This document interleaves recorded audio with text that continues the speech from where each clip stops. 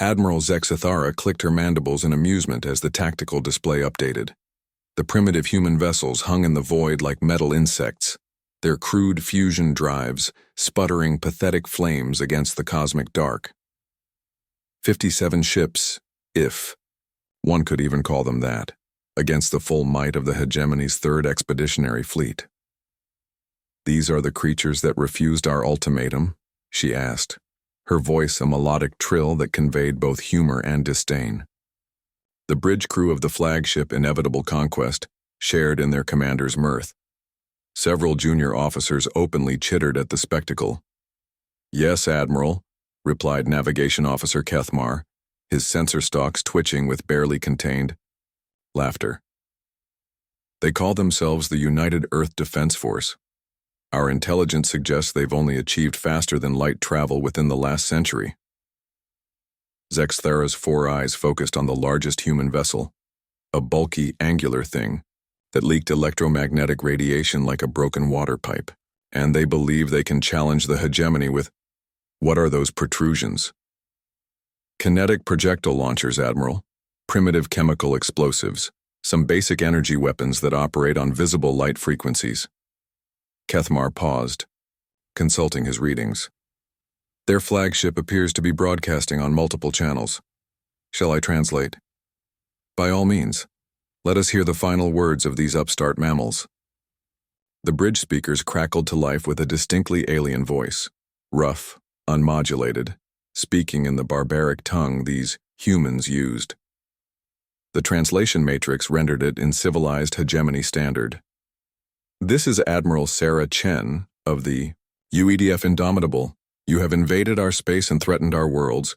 We offer you one chance to withdraw peacefully." The bridge erupted in delighted trills and clicks. Zexithara herself had to grip her command throne to keep from doubling over. "Withdraw? They're offering us a chance to withdraw?" She composed herself, activating the communication array. "Human Admiral, this is Admiral Zexithara of the Hegemony, Third Fleet. Your technology is centuries behind ours. Your ships are held together with metal and hope. I have 600 vessels equipped with quantum disruptors and singularity cannons. Surrender now, and we will make your species' integration into the hegemony swift and painless." The response came without hesitation. "Negative. Earth does not yield." "Then you will burn," Zexithara said, and closed the channel. She turned to her weapons officer. "Target their largest vessels first. Make it spectacular. Let the others see what defiance costs." Her mandibles clicked with anticipation. "All ships assume attack formation. Prepare to—" The lights went out, not just on the Inevitable Conquest, across the entire hegemony fleet. 600 warships suddenly went dark. Emergency lighting flickered on, casting eerie red shadows across the bridge as officers scrambled at their stations. "Report!" Zexthara barked, her amusement evaporating. "Main power is offline." Engineering Officer Vashatak's voice cracked with panic. "Quantum cores they're just gone, Admiral. No energy signature, no residual radiation. It's as if they never existed." "Impossible. Run diagnostics on—" "Admiral," Kethmar interrupted, his sensor stalks rigid with shock. "You need to see this."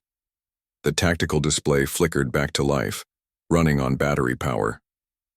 Where 57 primitive human ships had been, space now crawled with thousands of new contacts. Sleek, predatory vessels materialized from what had seemed empty void, their hulls drinking light itself. "Stealth technology," whispered someone on the bridge. "But that's impossible.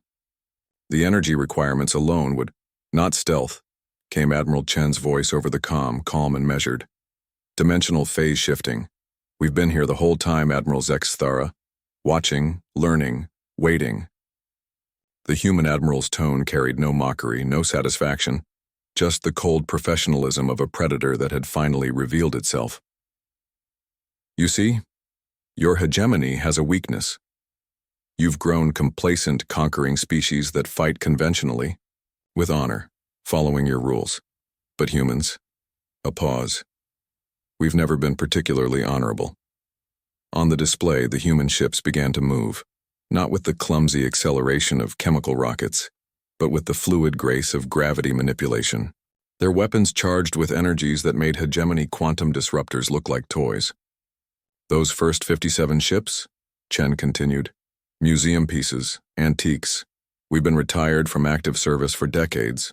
We wanted to see what you could do, learn your tactics, study your technology. Her voice hardened. Consider this a performance review. You failed. Zexathara found her voice. This is impossible.